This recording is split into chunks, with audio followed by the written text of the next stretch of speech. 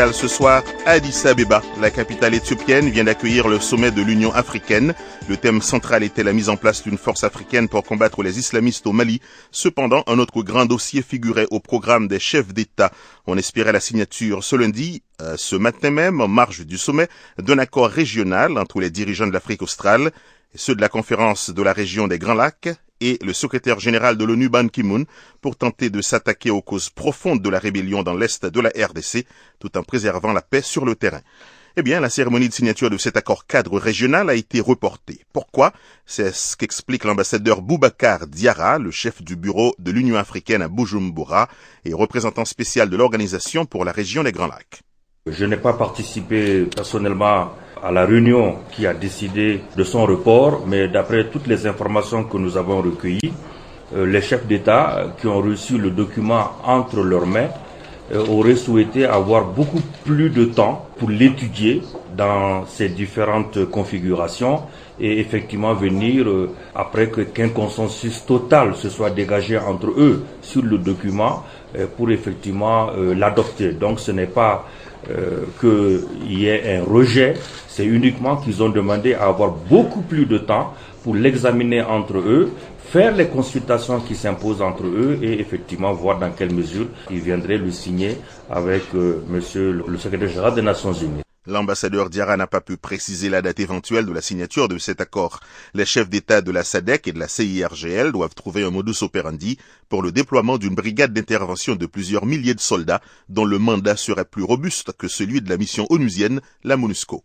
Concernant l'intégration de la force, vous vous souviendrez qu'en juillet 2012, lors de la conférence de l'Union africaine, les chefs d'État de la conférence des Grands Lacs, prenant en compte la rébellion qui se déroulait dans l'est de la RD Congo, particulièrement à Goma, ont décidé de mettre en place une force neutre internationale. Une force qui ne devrait pas comprendre l'Ouganda, le Burundi et le Rwanda, afin de neutraliser les forces négatives et sécuriser la frontière. Depuis ce moment, les concertations, les discussions se sont déroulées entre les experts, les ministres, même au niveau des chefs d'État, pour mettre en place la force neutre internationale. Le scénario qui se décide, il y avait eu deux options, une force neutre internationale indépendante de la MONUSCO, une force africaine qui effectivement viendrait avoir un mandat plus robuste, mais qui serait indépendante, qui viendrait à se déployer de manière parallèle à la MONUSCO. Et il y a une deuxième option qui intègre cette force neutre comme une brigade d'intervention au sein de la MONUSCO. Aujourd'hui, on ne peut pas dire qu'il y a une option définitivement choisie, mais l'option la plus communément discutée entre l'ensemble des experts dans l'ensemble des réunions est de voir une force neutre internationale en tant que brigade spéciale d'intervention, une force de 4000 hommes avec certainement à la clé un changement du mandat de la MONUSCO. En attendant, les pourparlers entre les rebelles du M23 et le gouvernement de Kinshasa sont presque au point mort. Cependant, le représentant spécial de l'Union africaine pour la région des Grands Lacs croit que tout n'est pas perdu. Je pense qu'il y a une bonne disponibilité des deux parties. Le dialogue s'est ouvert à Kampala le 9 décembre 2012. Il a été interrompu pour les congés de Noël et le dialogue a repris depuis. Et je pense qu'aujourd'hui, il y a un accord sur les termes de référence. Il y a un accord sur les points à discuter. Bon, quand on dit dans la presse qu'effectivement il y a des difficultés, c'est vrai, mais d'après toutes mes informations, le président Museveni, le facilitateur et le ministre ougandais sont confiants que malgré les difficultés sur le terrain, parce que vous le savez, le M23 avait souhaité, au-delà de l'évaluation de l'accord du 23 mars, l'élargir aux questions de gouvernance, aux questions des élections, aux questions des droits de l'homme, ce qui était intolérable pour le gouvernement de la RD Congo, parce que cela nous reviendrait à reprendre un peu ce qu'on a connu avec la conférence de Sun City. Et donc, le facilitateur est en train de rapprocher les points de vue pour donner toutes ses chances au dialogue. Vraiment, le dernier point que l'on a fait avant-hier, le facilitateur, le ministre de la Défense ougandais, est confiant qu'il n'y aura pas de rupture du dialogue et que, je crois, les pressions amicales qui seront faites sur les deux parties les amèneront à donner une chance au dialogue. Donc je n'envisage pas du tout une rupture du dialogue à ce niveau. L'ambassadeur Boubacar Diarra lors d'un point de presse ce lundi à Addis Abeba. Vous écoutez Zapping Info Congolaise.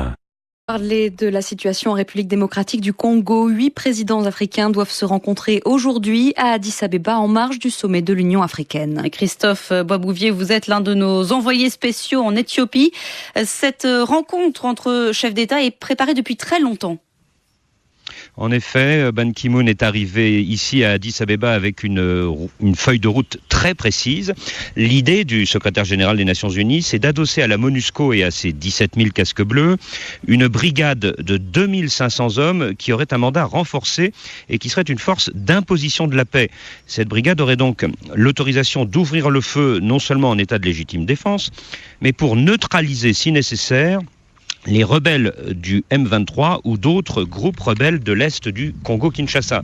En pratique, cette brigade formée de 3 bataillons pourrait mener des opérations ciblées contre les structures de commandement et des sites spécifiques de ces groupes rebelles.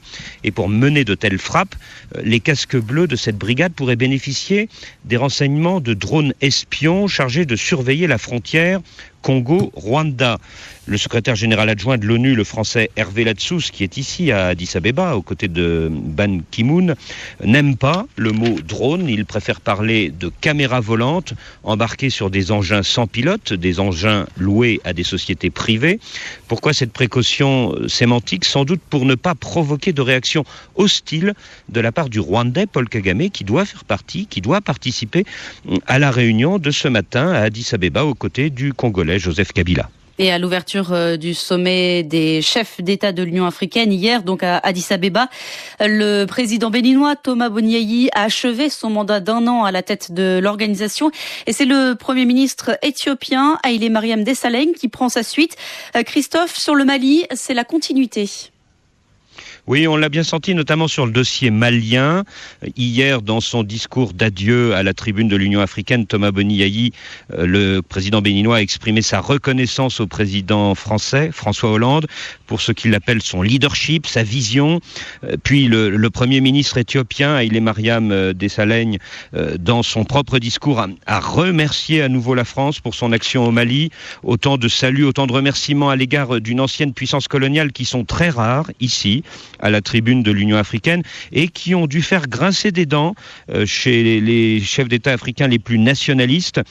Thomas Boniayi assure que le Sud-Africain Jacob Zuma et l'Ougandais Yoweri Museveni, qu'il a rencontré chez eux il y a 2 semaines, ne sont pas hostiles à cette opération française à cause, dit-il, de son caractère exceptionnel. Christophe Boisbouvier, l'un de nos envoyés spéciaux au sommet de l'Union africaine à Addis Abeba.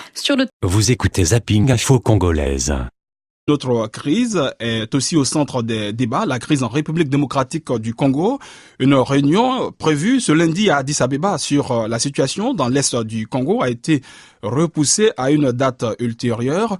La réunion, qui devait rassembler plusieurs dirigeants de la région de l'Afrique centrale sous l'égide de l'ONU, visait la signature d'un accord cadre permettant la mise en place d'un dispositif de surveillance dans l'est de la RDC, une région minée par des rébellions sur fond de lutte pour l'exploitation minière. Avec vous, Frégis Kenom, on revient sur les raisons de l'annulation de cette rencontre. Aucun élément d'explication n'avait été immédiatement fourni ce matin. Pourtant, le secrétaire général de l'ONU, Ban Ki-moon, avait insisté hier dimanche sur l'importance de la dite réunion qui devait se dérouler en marge du 20e sommet de l'Union africaine à Addis Abeba. Il devrait être question de signer un accord cadre prévoyant la mise en place d'une force neutre d'imposition de la paix appelée Brigade d'intervention. Outre les présidents de la RDC et du Rwanda, ceux de l'Ouganda, de l'Angola, du Burundi, du Congo-Brazzaville, de la Tanzanie et de l'Afrique du Sud devaient signer le document. Pourquoi donc cette annulation? Au niveau de la Commission de l'Union africaine, on évite surtout de dramatiser. Boubacar Diarra est le représentant spécial du président de la Commission pour la région des Grands Lacs. Non, la réunion a été annulée à la demande des chefs d'État concernés pour leur permettre d'engager de meilleures concertations entre eux-mêmes et effectivement être à même d'avoir un document qui prenne en compte, je crois, les aspirations des uns et des autres dans une dimension de consensus. Je pense que le document n'est pas rejeté. Cela dit, dans les coulisses, l'on attribue cette annulation de la réunion à des querelles entre les chefs d'État, surtout en ce qui concerne le commandement de cette force neutre. Le Rwanda, accusé d'être derrière la déstabilisation de l'Est de la RDC, a plusieurs fois changé de position sur le projet de brigade d'intervention. Cette brigade devait être dotée de drones destinés à surveiller les mouvements des groupes armés. Mais Boubacar Diarra refuse de parler de querelles. Non, parce que en réalité, si vous voyez, le document ne parle pas trop de la force d'intervention. Vraiment, il postule un espace politique au sein duquel tous ces pays-là se montreront solidaires de la RDC Congo pour effectivement espérer trouver des solutions aux problèmes récurrents que ce pays traverse. Donc c'est un document qui, je crois, mérite une meilleure attention de la part des chefs d'État. Ce matin, les chefs d'État rwandais Paul Kagame et ougandais Yoweri Museveni, rejoints par le Congolais Joseph Kabila, auraient eu des discussions en tête-à-tête. Le sujet est très complexe et les discussions se poursuivent, apprend-on de sources diplomates. Vous écoutez Zapping Info Congolaise.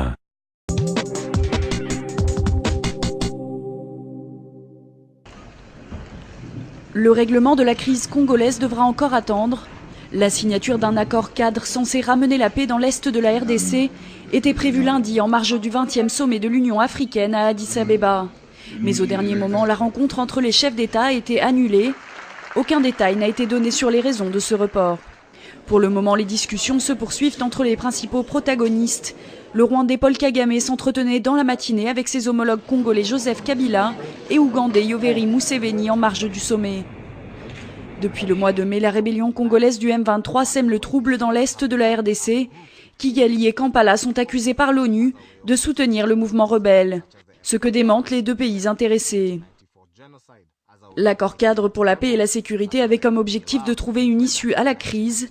Selon une source diplomatique congolaise, le texte prévoyait aussi un renforcement des capacités de la mission de l'ONU en RDC, ainsi qu'un engagement des États de la région à ne soutenir, financer ou abriter aucun groupe contribuant à déstabiliser le pays. Au total, 8 pays doivent signer l'accord, la RDC, le Rwanda, l'Ouganda, l'Angola, le Burundi, le Congo, l'Afrique du Sud et la Tanzanie. Les deux derniers sont candidats pour contribuer à une brigade d'intervention, une force armée que l'ONU souhaite déployer en renfort des quelques 17 000 hommes de la MONUSCO déjà présents sur le territoire. La mission de l'Organisation des Nations Unies pour la stabilisation en République démocratique du Congo, MONUSCO, met tout en œuvre pour protéger les civils, pour faire face à la menace qui constitue les groupes armés dans l'est du pays. Nous envisageons de créer une force d'imposition de la paix au sein de la mission. Une réunion s'est tenue à ce sujet dimanche. Il est désormais envisagé d'intégrer cette nouvelle force à la MONUSCO. La brigade aurait comme mission de conduire des opérations coercitives et robustes, selon les termes du communiqué publié à l'issue de la rencontre. Selon des responsables onusiens, elle pourrait rassembler 2500 hommes. Vous écoutez Zapping Info Congolaise. Mais on commence tout d'abord avec ce camouflet pour le secrétaire général des Nations Unies, Ban Ki-moon. La signature de l'accord de paix pour la République démocratique du Congo a été reportée jusqu'à nouvel ordre. Et dans ce plan régional, les Nations Unies prévoient un renforcement de leurs troupes sur le terrain, ainsi qu'un engagement des États de la région à ne soutenir, financer ou abriter aucun groupe armé qui contribue à déstabiliser la région. Mais l'accord n'a finalement pas été signé hier, car la présidence de la SADC a affirmé ne pas avoir été mise dans la boucle. Explication de notre envoyé spécial Christophe Boisbouvier. Hier, en conférence de presse à Addis Abeba, Ban Ki-moon avait plutôt l'air embarrassé. L'accord n'a pas été signé pour des questions de procédure, a expliqué le secrétaire général des Nations Unies. Est-ce seulement pour des questions de forme? Pas sûr. Dans la feuille de route présentée par l'ONU, la force neutre imaginée l'an dernier à la frontière Congo-Rwanda doit disparaître au profit d'une brigade d'intervention de 2500 casques bleus appelé à renforcer les quelques 17 000 hommes déjà déployés au Congo dans le cadre de la MONUSCO. Or, plusieurs pays de la région, dont la Tanzanie, devaient envoyer des troupes dans l'est du Congo pour constituer cette force neutre. Aujourd'hui, ces pays se sentent-ils lésés par le projet de Ban Ki-moon? Après la mauvaise séquence malienne, l'Afrique du Sud et les pays des Grands Lacs veulent-ils montrer qu'il y a des conflits qu'ils peuvent gérer eux-mêmes sans les directives de New York? Hier soir, Ban Ki-moon est reparti bredouille. Il devra peut-être revoir sa copie. Christophe Boisbouvier, Addis Abeba, RFI. On reste à Addis Abeba où... Vous écoutez Zapping Info Congolaise. République démocratique du Congo, l'accord de paix entre le gouvernement et les rebelles du M23 n'a finalement pas été signé. Cet accord devait intervenir entre les dirigeants de l'Afrique australe, ceux de la conférence de la région des Grands Lacs et le secrétaire général de l'ONU en marge du sommet de l'Union africaine qui a pris fin hier à Addis Abeba. Mais les chefs d'État demandent plus de temps pour étudier le document qui leur a été remis. Ils souhaitent un consensus total avant d'adopter cet accord, notamment sur le déploiement d'une brigade d'intervention de plusieurs milliers de soldats dont le mandat serait plus robuste que celui de la mission onusienne, la MONUSCO.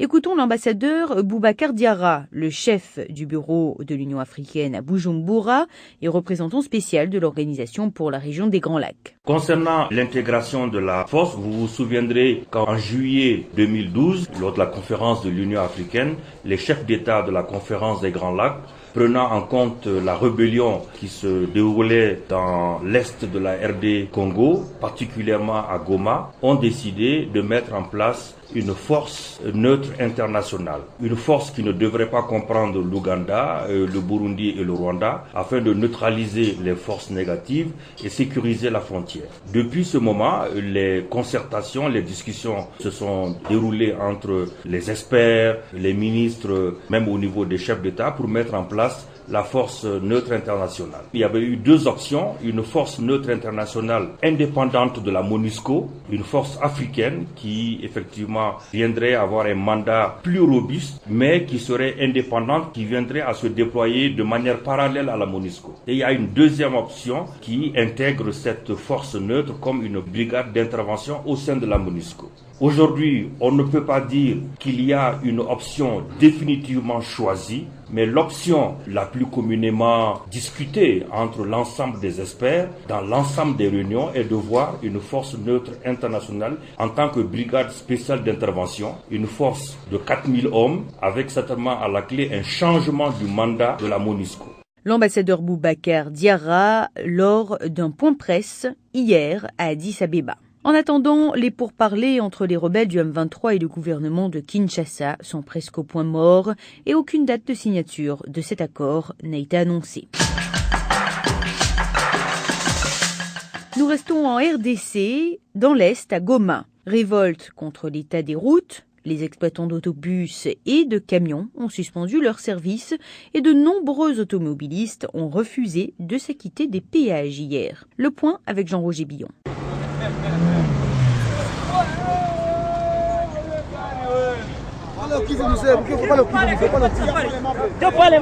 7 heures du matin, un jour de semaine au parking Bon Voyage de Goma, c'est là que les minibus attendent normalement les passagers souhaitant se rendre à Butembo, une autre ville de la province du Nord Kivu. Le pasteur Didier Lukinga, un des passagers, dit qu'il est lui-même propriétaire de bus. Il se demande où sont passés la plupart des bus. Mais ici, nous sommes au moins de 5 agences, mais il n'y a que 2 bus. Et les autres sont où? Le fait qu'ils ne sont pas là, moi je crois que c'est un début de la grève. Au Congo, presque tout le monde est frustré de l'état des routes. C'est ce qu'expliquent les membres de l'association des chauffeurs du Congo. Oscar Boulambo est chef de la division provinciale. C'est vraiment terrible et vous vous retrouvez au Congo, vous allez dire que là, on est dans l'enfer par rapport à d'autres pays. Nous qui avons l'habitude de faire l'Ouganda, la Tanzanie en passant par le Rwanda, les Nairobi au Kenya là-bas. Non, chez nous, c'est déplorable. Les temps de déplacement en RDC sont beaucoup plus longs que dans la plupart des pays voisins. D'après l'ONU, il a fallu près de 2 semaines à un camion de vivres pour courir 300 km l'année dernière dans le Nord Kivu. Pour Oscar Boulambo, l'état des routes s'est aggravé depuis 2008 lorsque le gouvernement a mis en place le Fonds national d'entretien routier fonctionnant depuis Kinshasa, la capitale. C'est là que le FONER administre tous les péages routiers et recueille les sommes dont se sont acquittés les automobilistes. Quelqu'un qui est à 2000 km de Goma, vous imaginez vraiment qu'il peut se pencher, avoir vraiment une impression de songer à réhabiliter cette route-là, quoiqu'il nécessite une priorité urgente. Non. Dernièrement, le pont Epoulou a cédé pour sa réhabilitation, ça a demandé 5 mois. 5 mois pour réhabiliter un pont. Non, le pont Lindi qui avait cédé vers le mois de mars, ça a fait 5 mois également pour sa réparation. Même son de cloche du côté des exploitants d'autobus comme Christophe Gazinda, lui aussi trouve que l'ancien système était mieux. Il y avait un système, c'était le péage route. Et là, au moins, on voyait quelques atouts parce qu'ils essayaient un peu de réhabiliter les routes. Mais aujourd'hui, avec le FONER, même réhabiliter quelques parties, ça n'existe pas. La Voix de l'Amérique s'est rendue au bureau du FONER à Goma. Il n'y avait personne à part un gardien. Ce dernier a expliqué que les 5 personnes qui y travaillent normalement étaient absentes depuis 4 jours. Finalement, le directeur adjoint du FONER pour la province du Nord Kivu, qui s'est présenté sous le nom de Moutaka, a été joint au téléphone. La ligne était mauvaise. Nous ne sommes pas une agence d'exécution de travaux, nous sommes une agence de financement. Nous finançons les routes. S'il n'y a pas d'exécution de travaux, il faut qu'on se mette une table, qu'on voit qu'il ne fait pas son travail. Nous faisons notre travail. Le gouverneur de la province a pris les choses en main et le financement qu'il a reçu depuis de 500 000 € est en train de remettre les routes petit à petit en état. Tous les chantiers sont en marche. Quand vous allez vers Massissi, toutes les routes sont en train d'être rechargées. Mais la version du directeur provincial de l'Office des routes est différente. D'après Nkonko Kimaloa, le FONER n'a pas fourni 500 000 $ pour la réfection des routes dans la province et en tout état de cause, le montant serait très loin de la somme nécessaire. Yen Adjemian, un expert des Nations Unies, est lui aussi d'avis qu'il faudra investir beaucoup plus que cela. Les Nations Unies ont dépensé $1 million l'année dernière pour essayer d'ouvrir les routes du Nord Kivu, un montant qui, d'après lui, est insuffisant. Selon l'Office des routes à Goma, la communauté internationale avait l'habitude de faire beaucoup plus pour l'entretien des routes de la RDC. Nkonko Kimaloa affirme que jusqu'en 1991, la Banque mondiale consacrait 60 millions de $ par an au Bureau des routes du Congo, qui pouvait ainsi acheter le carburant pour les bulldozers et des engins de terrassement. Le bureau de Goma a encore ses machines, mais elles sont à l'arrêt la plupart du temps. Vous écoutez Zapping Info Congolaise. Kampala, en Ouganda, les délégués du gouvernement de la République démocratique du Congo souhaitent que le dialogue avec les rebelles du M23, commencé depuis le 9 décembre 2012, prenne fin dans les jours à venir. Selon eux, si la mise en commun des rapports de l'évaluation du 23 mars 2009 par les deux parties se conclut avec succès, les autres points de l'ordre du jour seront rapidement vidés. Reportage depuis Kampala de Rosalie Zawadi pour Radio Okapi. Les responsables de la communauté islamique en RDC, Abdallah Mangala, indiquent que, mis à part les caprices des politiciens, les autres points peuvent être examinés en un temps record. On ne devrait pas faire même 1 mois ou 2 mois, faire une évaluation. C'est 1-2 jours, ça se termine. C'est aussi l'avis du président de la société civile du Nord Kivu. Pour Thomas Dakin-Mouiti, l'évaluation de l'accord du 23 mars 2009 renferme l'essentiel des autres points inscrits à l'ordre du jour. Ce qu'il faut retenir, c'est que l'unique point de réévaluation des accords contient à son sein les 3 autres points qui restent à l'ordre du jour, notamment la question sécuritaire. Kampala, Rosalie. Vous écoutez Zapping Info Congolaise. Les dirigeants africains ont dû reporter sine die hier à Addis Abeba la signature d'un accord régional de paix pour l'Est de la République démocratique du Congo. Ils disent avoir besoin de plus de temps. C'est un sujet très complexe et les discussions se poursuivent, a déclaré sans autre détail une porte-parole du secrétaire général de l'ONU, Ban Ki-moon. Avec les pourparlers intercongolais de Kampala dans l'impasse, j'ai demandé à notre correspondante à Kinshasa, Chouchou Kahowa, comment la population congolaise réagissait à ces développements. La population congolaise, enfin en général, ou plus particulièrement à Kinshasa où je me situe en ce moment-ci, se sont plutôt très inquiétés par cette façon de faire des sommets. Elle estime, la population, pour elle, veut absolument qu'on puisse tenter de donner le bâton de commande des 3 000 hommes pour la sécurisation des frontières à la SADC plutôt qu'à la MONUSCO. La population, comme vous le savez, la population respecte contre la MONUSCO depuis, en se disant que ça fait plus de 10 ans que la MONUSCO est sur le sol congolais et ils ne font rien. Ils sont là qu'en observateurs et ils ne changent pas leur mandat ou leur mission et leur façon de faire les choses sur le territoire congolais. Alors, ils estiment que cette fois-ci, qu'on essaye de pouvoir donner le bâton de commande à une institution qui soit africaine. Ça veut dire qu'on tente de donner à la SADC de pouvoir avoir la direction des 3000 hommes pour sécuriser les frontières de la République démocratique du Congo. Parce que aussi, qu'on se le dise, la population estime que même la communauté internationale est impliquée dans tout ce qui se passe à l'Est. Alors, pour cette fois-ci, la population congolaise estime qu'il faudrait peut-être tenter de donner le bâton de commande au président ou aux dirigeants africains pour pouvoir essayer de pallier aux problèmes qui se passent à l'est de la République démocratique du Congo. Bon, Chouchou, concernant la SADC, est-ce qu'elle a les moyens et quel mandat pourrait-on confier à la SADC pour qu'elle soit efficace, plus efficace en tout cas que la MONUSCO selon les Congolais? Selon les Congolais, pour que la SADC soit plus efficace, les moyens qu'il faut lui donner, c'est équiper d'abord son armée. C'est plus l'équipement de l'armée, que ce soit une armée forte, une armée assez solide pour qu'ils puissent défendre les frontières de l'Est de la RDC. Et le droit de légitime défense, si elle est attaquée... Et aussi, s'il vous plaît, il voudrait que ce soit des hommes très crédibles et disciplinés parmi les 3000. Notre correspondante à Kinshasa, Chouchou Kahowa. Comme chaque jour... Vous écoutez Zapping Info Congolaise. Les reprennent aujourd'hui à Kampala entre le gouvernement congolais et les rebelles du M23. Oui, les discussions avaient été interrompues pendant le sommet de l'Union africaine à Addis Abeba. Ce sommet a justement vu l'abandon du projet de création d'une force onusienne, force destinée à combattre les groupes armés, dont le M23. L'autre projet de force neutre africaine, celui initié il y a 1 an par la conférence internationale sur la région des Grands Lacs, n'avance pas, lui non plus, Bruno Minas. Le projet de force onusienne destiné à combattre le M23 est mort-né, retoqué par les Sud-Africains pendant le sommet de l'UA, lesquels Sud-Africains sont toujours pressentis pour faire partie du noyau de ce que l'on appelle la force neutre, destinée elle aussi à combattre le M23, mais cette force a également du plomb dans l'aile. À Addis Abeba, des officiels sud-africains ont fait part de la nécessité d'écouter les revendications du M23, autrement dit, la force dite négative le serait de moins en moins. On peut y voir le résultat d'un lobbying peut-être efficace mené à Pretoria ces derniers jours. Nous avons appris que Roger Lumbala, l'opposant qui a rejoint le M23, Deogracias Bouguera, ancien compagnon de route de Kabila, père, et Antipas Mbusa Nyamwisi, ancien ministre des Affaires étrangères, tous 3 auraient plaidé la cause rebelle auprès des autorités sud-africaines.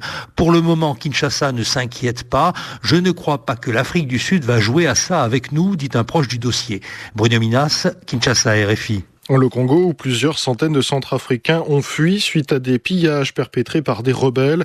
Selon des élus locaux, des éléments de la Seleka auraient mené des actions dans le sud de la Centrafrique. Ils auraient volé des habitants au marché de Satéma, mais également saccagé la gendarmerie, la mairie, le commissariat et le presbytère d'Alindao. Vous écoutez Zapping Info Congolaise.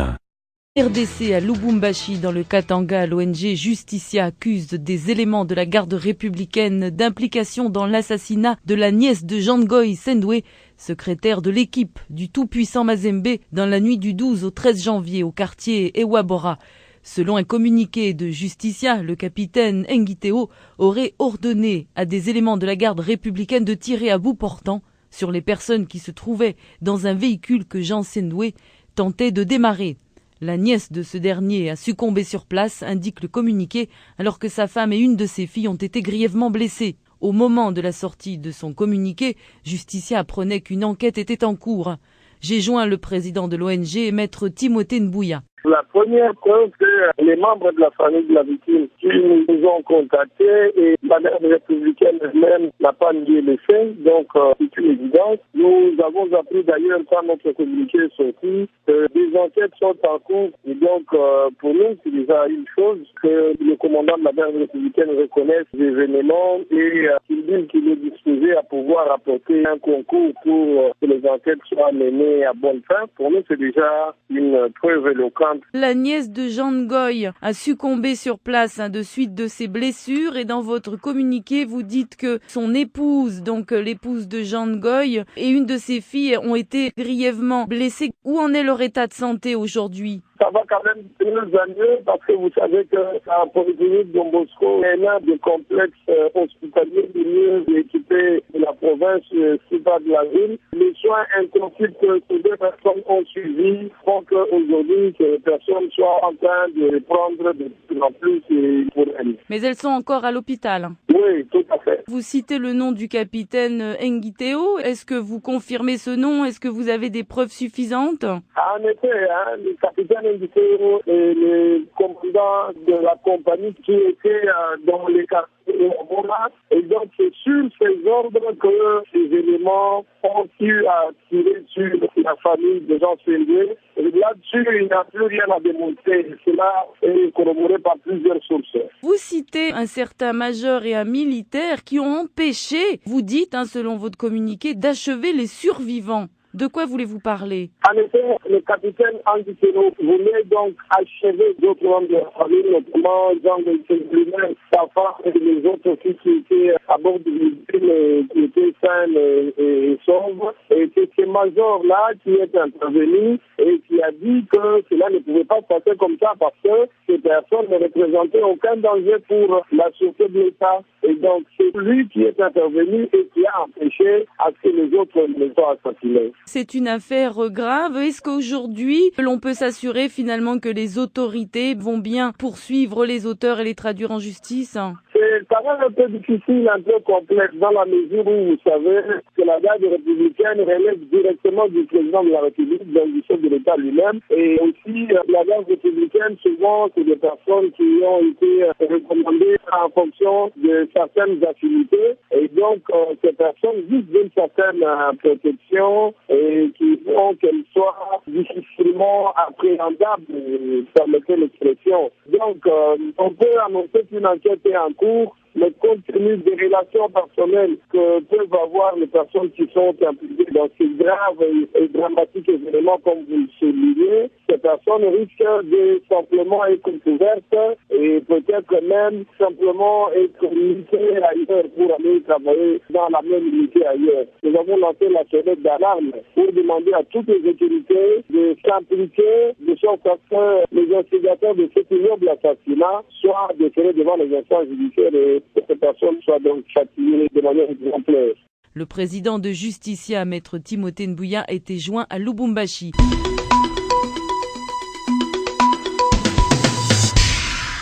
À Addis Abeba, la signature du plan régional de paix pour l'Est de la RDC a été reportée lundi dernier.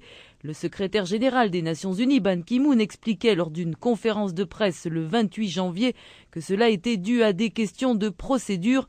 Le représentant spécial du secrétaire général des Nations Unies en RDC, Roger Mess, apporte un élément de réponse et fait le point sur la situation dans l'Est du pays au micro de Nicolas Pinault, envoyé spécial à Kinshasa. Tous nous souhaitons d'avoir un progrès sur la voie politique pour arriver aux solutions. Les solutions, je peux ajouter, durables, pour faire assurer une paix durable et la sécurité pour la population à l'Est. C'est évident que parmi autres choses qui a été discutées dans la région, ainsi que par les Nations Unies, c'est cette proposition pour avoir une force avec une capacité, comme on dit en anglais, peace enforcement, ou bien, si vous voulez, une imposition de la paix, c'est-à-dire d'aller un peu plus loin que le cadre traditionnel d'une force de maintien de la paix, une autre autorité de la MONUSCO.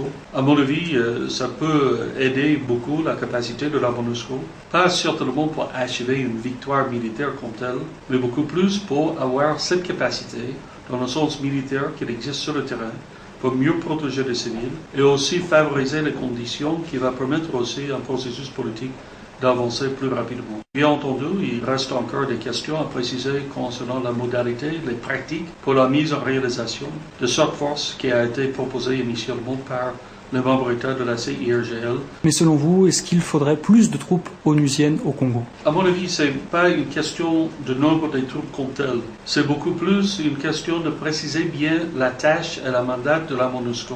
Bien en ce cas même, en ajoutant potentiellement Une force, c'est une brigade d'intervention, quelque chose comme tel. Et de là, après avoir précisé la tâche, de là, on peut étudier et préciser le nombre de troupes ou quelles autres ressources on a besoin pour remplir la mission. Il y a la volonté de la part de plusieurs pays, y compris notamment des pays de SADC et des pays de la région, pour contribuer des troupes à telle force. On est au temps des négociations en ce moment à Kampala entre les deux camps. Est-ce que la situation sur le terrain s'est stabilisée? Avez-vous encore des inquiétudes? Je voudrais dire d'abord, évidemment, que j'espère bien qu'à Kampala, ainsi que toutes les autres actions politiques, ça va donner quelque chose de positif. Au Nord Kivu surtout, nous avons vu une certaine pause relative du point de vue des actions offensives ou militaires par le M23 depuis quelques semaines. C'est une bonne chose, mais je suis obligé d'ajouter que la situation reste très précaire, très volatile. Il y a les postes militaires même maintenus par les M23 juste en dehors de la ville de Goma. Même ils n'ont pas reculé 20 km, qui effectivement correspond à l'accord de Kampala qui a été fait. Et en même temps, je peux prendre note aussi d'une activité généralement augmentée par plusieurs autres groupes, milices, Maïmaï et autres, au Nord Kivu, qui est aussi une autre source d'inquiétude et une menace réelle et des affrontements violents qui touchent bien entendu la sécurité de la population de province. Le représentant spécial du secrétaire général des Nations Unies en RDC, Roger Mess. Vous écoutez Zapping Info Congolaise. Cette brigade d'intervention qui sera constituée d'à peu près 2500 hommes ne proviendra pas des troupes de la MONUSCO. Je précise, ces 2500 hommes seront prélevés à partir de la brigade en attente de la SADC, parce qu'ils ont une brigade en attente qui est prépositionnée. Toutefois, la MONUSCO y participera à hauteur d'un bataillon sud-africain qui est déjà dans nos rangs et qui est déployé sur le terrain et qui sera rattaché à cette brigade d'intervention. Donc, la fourniture des troupes concernant cette brigade d'intervention ne provient pas exclusivement de la MONUSCO et n'est pas le fait, a priori, des Nations Unies qui projettent une force d'intervention sur le terrain. Cette initiative est de la Conférence internationale des Grands Lacs ainsi que de la SADC. La MONUSCO, comme d'habitude, sera à côté, sera présente et pourra intégrer ses forces une fois que l'accord cadre qui devrait être signé à Addis Ababa sera signé. Vous écoutez Zapping Info Congolaise. Pour parler de Kampala sur la RDC était encore suspendu dernièrement, notamment à cause du sommet de l'Union africaine à Addis Abeba, on apprenait lundi que la signature du plan de paix régional pour l'Est de la RDC a été reportée. Le secrétaire général des Nations Unies, Ban Ki-moon, a expliqué dans une conférence de presse le 28 janvier que cela était dû à des questions de procédure. Quant aux dirigeants africains, ils ont dit avoir besoin de plus de temps. Au micro de Nicolas Pinault, envoyé spécial de la Voix de l'Amérique à Kinshasa, le représentant spécial du secrétaire général des Nations Unies en RDC, Roger Mess, a souligné l'importance du déploiement d'une force d'imposition de la paix qui permettrait de mieux protéger les populations et de favoriser la recherche d'une solution politique durable. On l'écoute.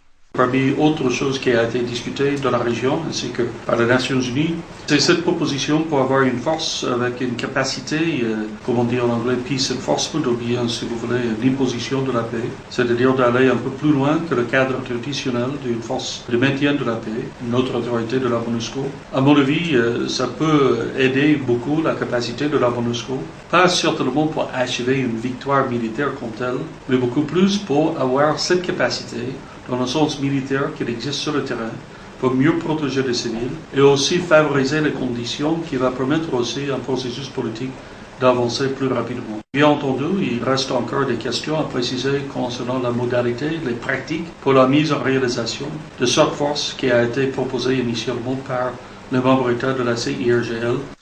C'était le représentant spécial du secrétaire général des Nations Unies en RDC, Roger Mess.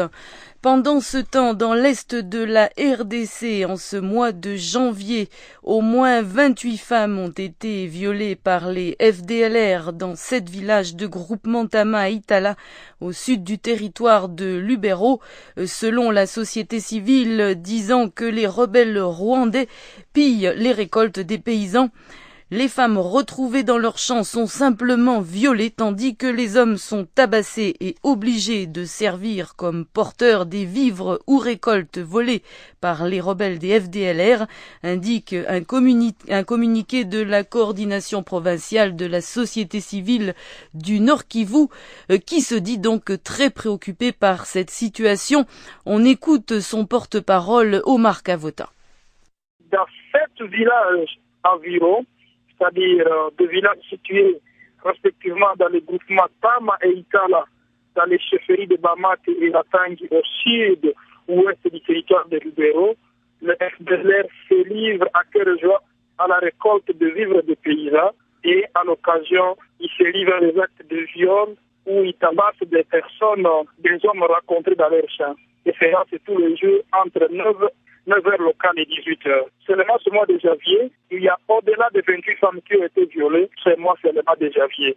Et des hommes qui ont été tabassés, il y a des chefs coutumiers qui ont été enlevés dans ces localités. Bref, il faut la loi se livre à des actes et des exactions de tout genre en dehors de la population. À part les FDLR, est-ce qu'il y a dans ces zones dont vous parlez, notamment des membres du M23 ou l'armée congolaise ?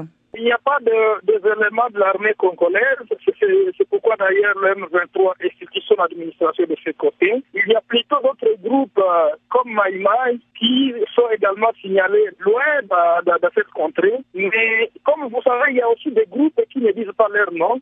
C'est pourquoi dans la zone, on fait face à une multiplicité de groupes armés. Mais au moins dans ce village, ce sont les FDLR qui instituent une administration et qui s'identifie comme tel. Et donc, il est plus facile dans les localités que nous citons ici que l'on identifie que ce sont des FDLR. Est-ce qu'il y a une présence, sinon permanente, de temps à autre de la MONUSCO également ou non ?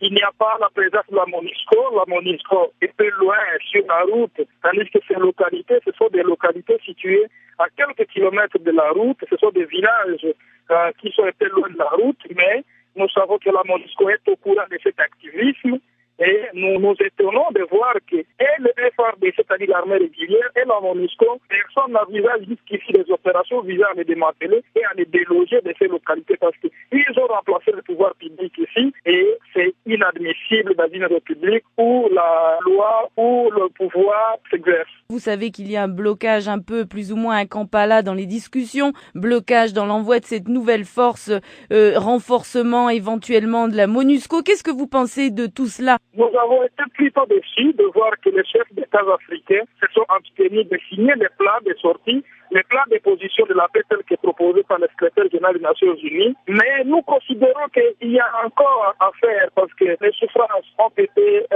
multipliées, la population en a enduré assez. Nous pensons qu'il est temps que les Nations Unies fassent aujourd'hui un autre plan de position de la paix. Et cela passe effectivement par le fait que le Conseil des Nations Unies devait envisager une force qui peut même se passer de la volonté des États africains. On écoutait Omar Kavota, le porte-parole de la société civile du Nord Kivu en République démocratique du Congo. Le président de la société civile en territoire de Lubero lui fait écho en affirmant que les attaques des FDLR et autres milices sont systématiques dans cette région contre les populations où 90% de la population vit de l'agriculture. Donc, ces derniers temps, ce qui se passe dans les champs, c'est que partout, sur le chemin des champs, ce sont les FDLR qui arrêtent à tuer les champs. Les agriculteurs, ces FDLR moissonnent dans les champs, détruisent les récoltes, et chassent à tout moment les agriculteurs. Autre chose à côté de ça, s'ils trouvent des agriculteurs dans les champs, ces FDLR les font récolter les aliments, et les récoltent, et les font transporter ces récoltes jusque-là où ces FDLR campent.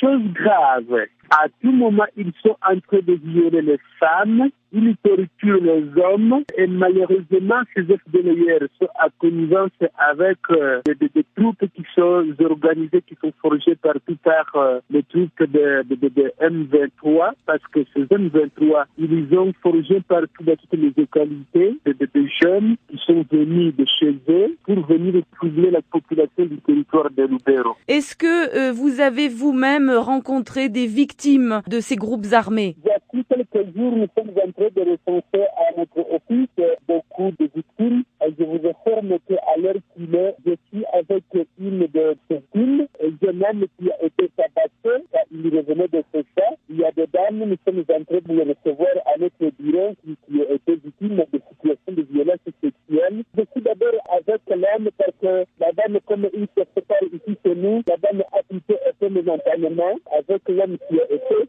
recensé parmi les victimes. C'était Joseph Malikidogo. Il était joint à Kania Bayonga et il est président de la société civile en territoire de Lubero. Et justement, écoutons à présent une victime qu'il a hébergée, un agriculteur qui a été violemment agressé hier par des membres des FDLR. Je réponds au nom de Kambale Kamukehere. J'ai mon chat à Kassiki. Alors, quand je me rendais dans mon chat, je me suis rencontré avec les FDLR. Ils m'ont fait récolter mes vivres. Et quand j'ai essayé de bouder, ils m'ont tabassé, ils m'ont fouetté. En tout cas, je ne suis pas dans une bonne santé. Comment avez-vous pu leur échapper, Quand ils m'ont fouetté, ils m'ont obligé de porter les vivres que j'ai récoltés. Alors, quand je me suis rendu dans leur camp, là où ils cantonnent, après avoir fouetté, ils m'ont libéré. Je suis en train de suivre les soins au centre de santé de Liminier. Est-ce que vous avez été témoin d'autres personnes victimes comme vous? Nous étions avec une femme, elle répond au nom de Kavira. Fort malheureusement, elle vient de quitter ici au bureau. Cette dame que je parle a été victime d'une violence sexuelle. Je suis témoin, j'ai assisté à cet acte. La personne qui l'a violée et l'autre étaient dans des positions d'attaque. Est-ce que vous étiez seul avec cette dame ou est-ce que vous étiez plusieurs à travailler dans le champ? Les autres, au fil, nous étions au nombre de 5 personnes.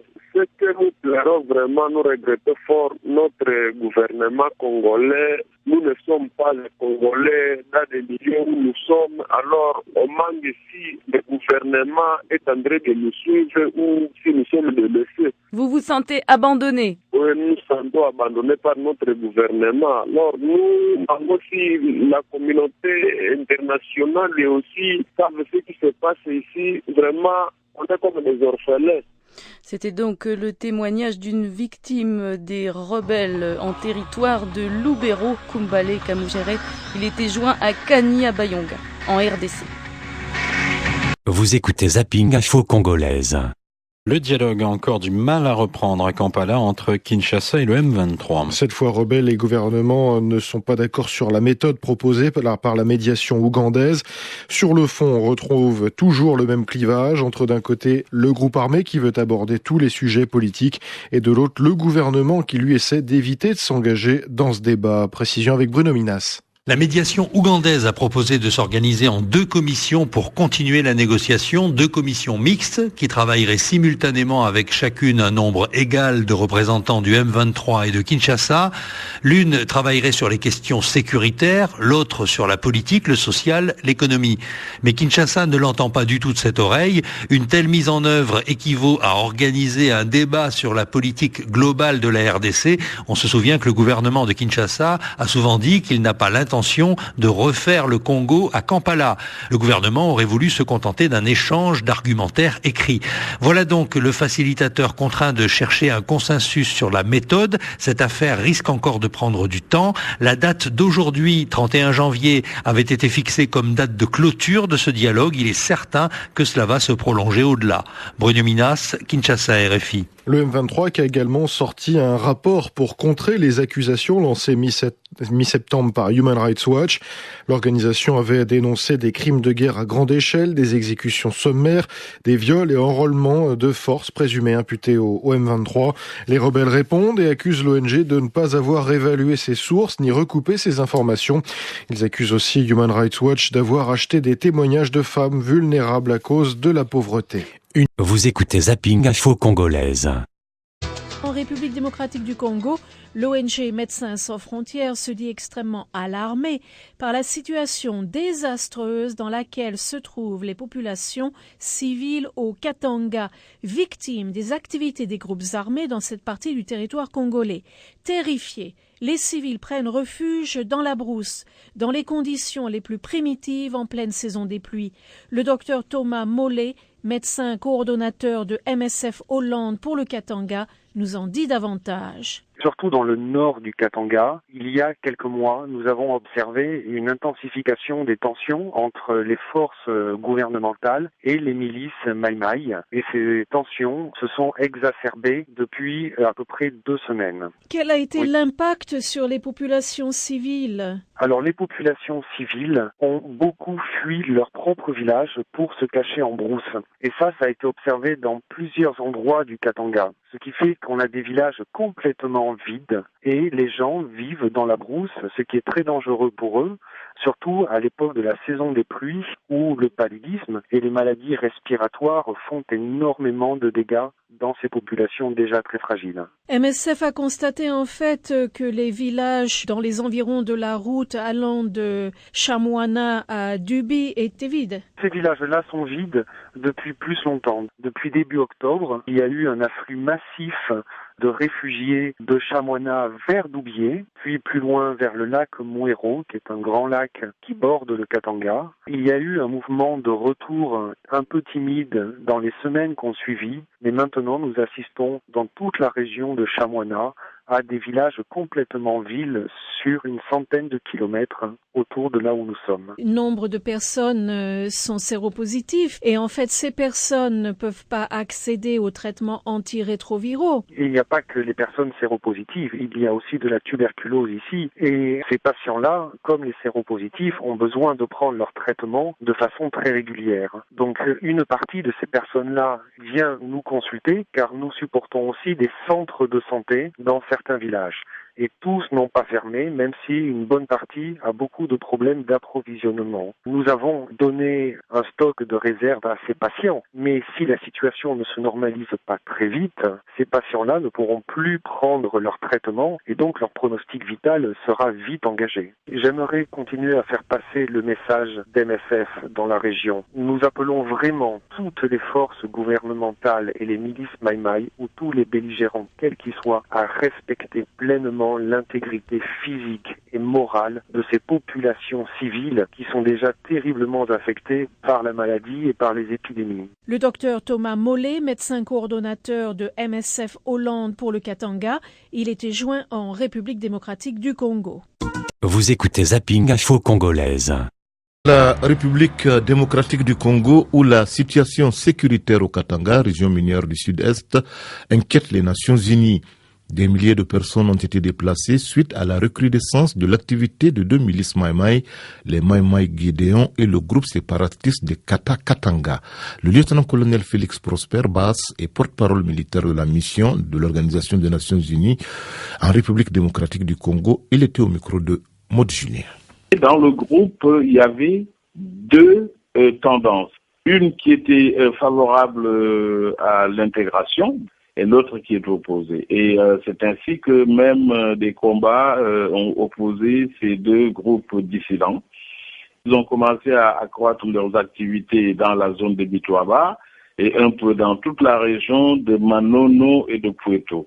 Au fur et à mesure, ils ont réussi à prendre les chefs coutumiers un peu en otage et les obliger à leur fournir aussi bien de la logistique que du personnel, donc le recrutement intensif, et ont commencé à être très actifs dans la zone, à lancer des attaques contre les positions FRDC. Donc évidemment, ça a provoqué aussi un déplacement de population assez important. La MONUSCO est moins présente au Katanga que dans les Kivu. Est-ce qu'il en est de même pour les FARDC et pourquoi? Nous étions présents au Katanga et au fur et à mesure que la situation au Katanga s'est complètement stabilisée, nous avons basculé 94 à 96% de nos forces dans la province orientale, au nord Kivu, au sud Kivu, et de nos activités dans cette zone-là, parce que, comme vous le savez, c'est là où il y a vraiment l'insécurité. Mais toujours, nous sommes toutefois présents dans le Katanga, dans toutes les zones. Vous écoutez Zapping Info Congolaise.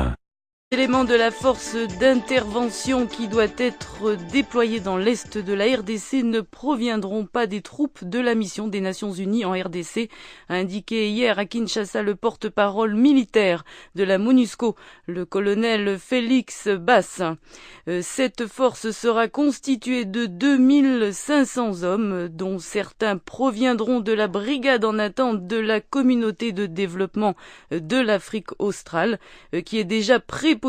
D'après lui, le colonel estime toutefois possible d'intégrer des forces de la MONUSCO éventuellement après la signature de l'accord cadre qui aurait dû être signé lors du sommet de l'Union africaine mais qui a dû être reporté lundi faute de consensus entre les dirigeants de la région sur la composition de la force. À présent, faisons le point sur la situation humanitaire et militaire dans l'est de la RDC avec Nicolas Pinault, envoyé spécial de la Voix de l'Amérique à Goma, dans le Nord Kivu.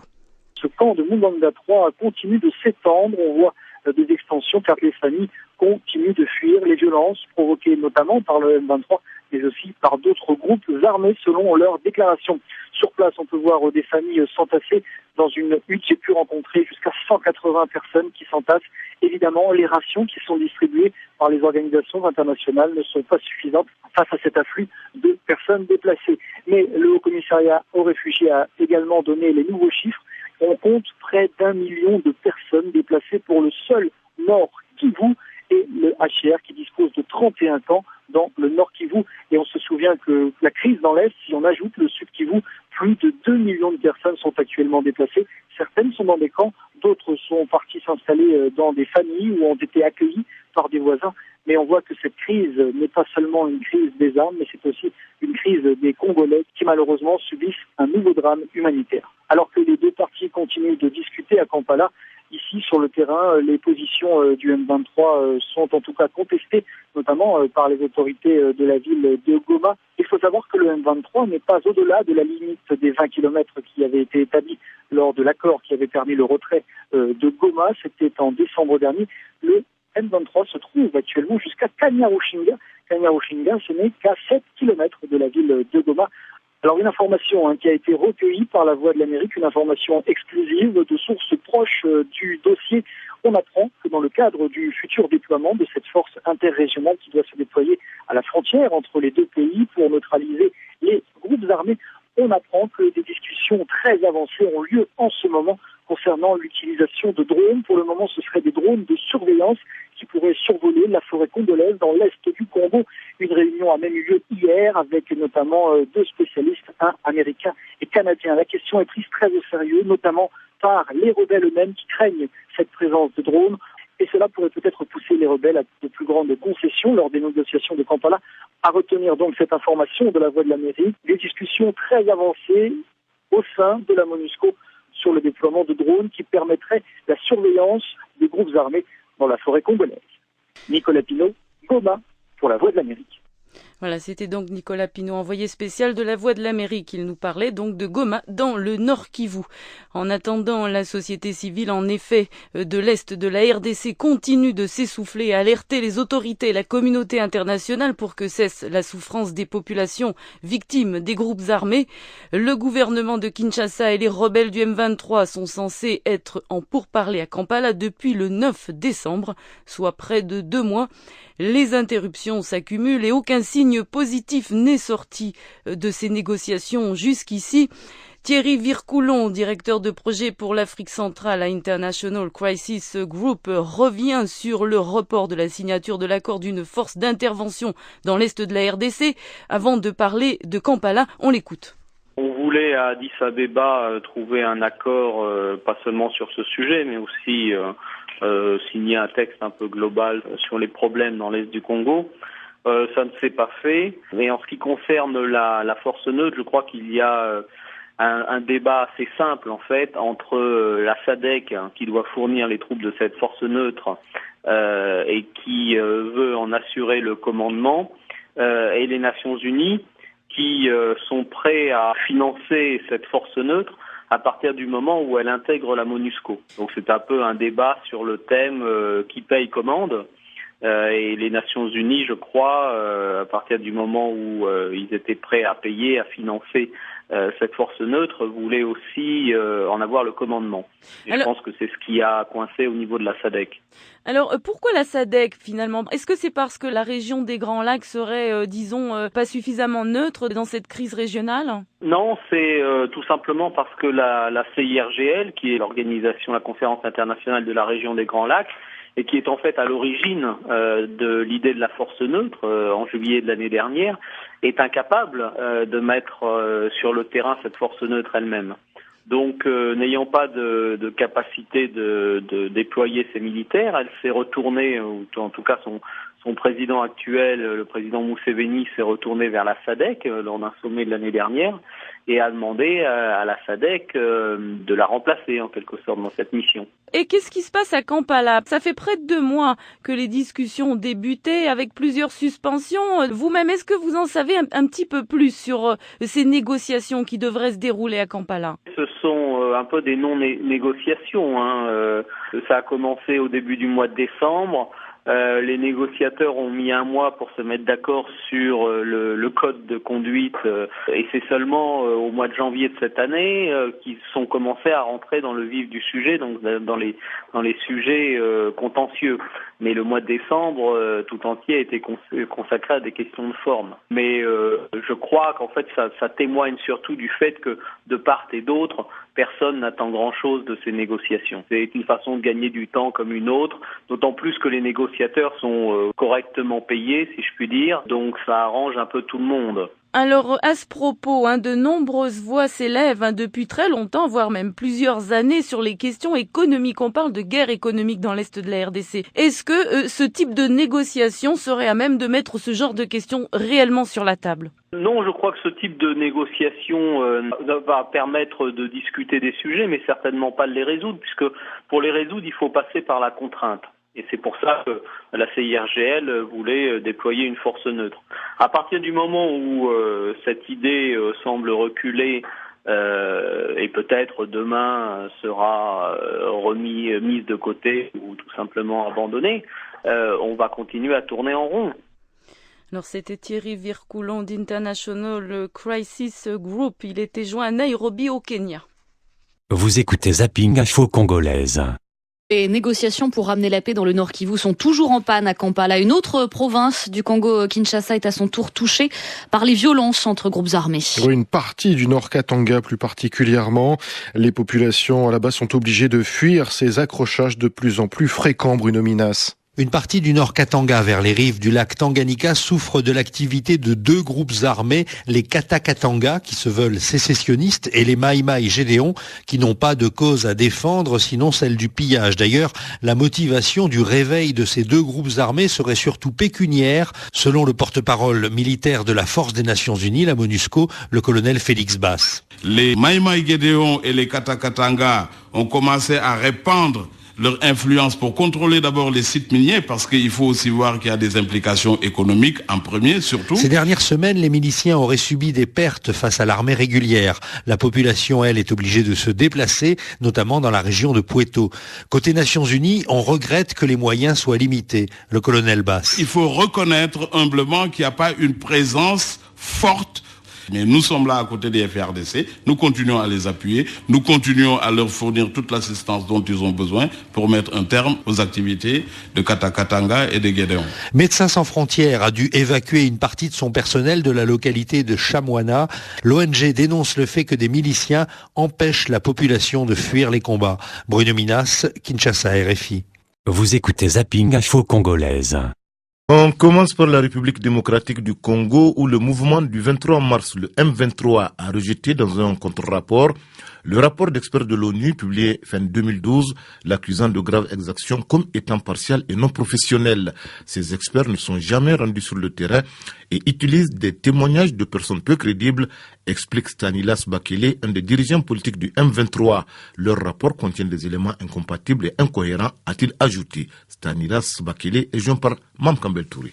C'est un rapport qui se fonde sur des allégations non vérifiées. En tant que chercheur en sciences sociales, lorsque vous voulez élaborer un rapport, vous faites une défense sur le terrain. Nos amis de Human Rights Watch, ils se contentent de rester à Paris ou à Kinshasa et ils font des rapports sur ce qui se passe à Bunagana et à Rutshuru. Vous imaginez que ce n'est que la pure fabulation. Mais qu'est-ce qui vous dit qu'ils ne sont pas descendus sur le terrain avant de sortir ce rapport? Nous savons des personnes qui doivent essayer d'utiliser. Ce sont des gens qui ne sont pas du tout dignes de foi. Ceux qui racontent par exemple qu'à l'entrée de Goma, à la sortie de Goma, il y a eu des pseudo-crimes commis par le M23. Ce qui est complètement faux dans la mesure où, avant la sortie de Goma, il y a eu une rencontre entre le commandant chargé de la brigade des droits de l'homme de la MONUSCO, il y a le général en charge des forces de la CRGL, de la force conjointe de la CRGL à Goma, au Nord Kivu, et puis il y a aussi le secrétaire général de la CRGL à qui Jean-Marie Runiga a dû adresser une lettre pour qu'on puisse effectuer un bilan de tout ce qui s'est passé à Goma pendant la présence les 10 jours du M23. Mais la MONUSCO a donné un rapport pour dire que rien de mauvais ne s'est passé. Vous pouvez le vérifier. Et des deux, lorsque il y a eu la rencontre entre le général Makenga, le général ougandais en charge de la force neutre, mais aussi la responsable de la brigade des droits de l'homme de la MONUSCO, je vous assure que le rapport était clair, il n'y avait rien de mal qui s'est passé. Mais Stanislas Baleke, qui a commis ces crimes qu'on a constatés? Ce sont les FARDC, les militaires gouvernementaux et leurs alliés, qui ont commis beaucoup de crimes avant de quitter Goma. Mais entre-temps aussi, c'est eux qui, après le départ du M23, ils se sont permis de commettre des actes de répression et de règlement de comptes contre toutes les personnes qu'ils ont soupçonnées d'avoir collaboré avec le M23. Mais quel est ce rapport qui laisse tous les crimes commis par tous les groupes armés pro-gouvernementaux et qui s'attaquent uniquement au M23? On sent que c'est un rapport essentiellement orienté. Vous dites donc que c'est un rapport partiel, vous parlez d'éléments incompatibles, incohérents. Parce que nous avons à maintes reprises demandé aux gens de Human Rights Watch de faire une descente sur le terrain. D'autre part, le rapport des experts de l'ONU vous reproche de recruter des enfants soldats et d'exécuter ceux qui refusent d'être des vôtres. Quand même, que des personnes censées être sérieuses se permettent de raconter des bêtises jusqu'à ce niveau, c'est quand même inacceptable, quoi. Est-ce qu'un enfant soldat, un soldat recruté par la force, peut être capable de se battre jusqu'à chasser l'armée gouvernementale de Goma, vraiment? C'était Stanislas Bakelian, le dirigeant politique du M23. Vous écoutez Zapping Info Congolaise. Première escale, la RDC. Le conflit dans l'est de ce pays a de sévères conséquences sur les populations civiles. Le HCR, le Haut Commissariat des Nations Unies pour les réfugiés, parle maintenant d'1 million de déplacés uniquement dans le Nord Kivu. Nicolas Pinault, vous êtes notre envoyé spécial sur place et vous avez pu visiter le camp de déplacés de Mungunga. Ce camp de Mungunga 3 continue de s'étendre. On voit des extensions car les familles continuent de fuir les violences provoquées notamment par le M23, mais aussi par d'autres groupes armés selon leurs déclarations. Sur place, on peut voir des familles s'entasser dans une hutte. J'ai pu rencontrer jusqu'à 180 personnes qui s'entassent. Évidemment, les rations qui sont distribuées par les organisations internationales ne sont pas suffisantes face à cet afflux de personnes déplacées. Mais le Haut Commissariat aux réfugiés a également donné les nouveaux chiffres. On compte près d'1 million de personnes déplacées pour le seul Nord Kivu et le HCR qui dispose de 31 camps dans le Nord Kivu. Et on se souvient que la crise dans l'Est, si on ajoute le Sud Kivu, plus de 2 millions de personnes sont actuellement déplacées. Certaines sont dans des camps, d'autres sont parties s'installer dans des familles ou ont été accueillies par des voisins. Mais on voit que cette crise n'est pas seulement une crise des armes, mais c'est aussi une crise des Congolais qui malheureusement subissent un nouveau drame humanitaire. Alors que les deux parties continuent de discuter à Kampala, ici sur le terrain, les positions du M23 sont en tout cas contestées, notamment par les autorités de la ville de Goma. Il faut savoir que le M23 n'est pas au-delà de la limite des 20 km qui avait été établie lors de l'accord qui avait permis le retrait de Goma. C'était en décembre dernier. Le M23 se trouve actuellement jusqu'à Kanyarushinga. Kanyarushinga, ce n'est qu'à 7 km de la ville de Goma. Alors une information qui a été recueillie par la Voix de l'Amérique, une information exclusive de sources proches du dossier. On apprend que dans le cadre du futur déploiement de cette force interrégionale qui doit se déployer à la frontière entre les deux pays pour neutraliser les groupes armés, on apprend que des discussions très avancées ont lieu en ce moment concernant l'utilisation de drones. Pour le moment, ce seraient des drones de surveillance qui pourraient survoler la forêt congolaise dans l'est du Congo. Une réunion a même eu lieu hier avec notamment deux spécialistes, un américain et canadien. La question est prise très au sérieux, notamment par les rebelles eux-mêmes qui craignent cette présence de drones. Et cela pourrait peut-être pousser les rebelles à de plus grandes concessions lors des négociations de Kampala. À retenir donc cette information de la Voix de l'Amérique, des discussions très avancées au sein de la MONUSCO sur le déploiement de drones qui permettraient la surveillance des groupes armés dans la forêt congolaise. Nicolas Pinault, Goma, pour la Voix de l'Amérique. En attendant, la société civile de l'Est de la RDC s'impatiente face à la souffrance des populations victimes des groupes armés. Le gouvernement de Kinshasa et les rebelles du M23 ont engagé des pourparlers à Kampala depuis le 9 décembre, soit près de 2 mois. Mais concrètement, les choses piétinent et aucun signe positif jusqu'à présent.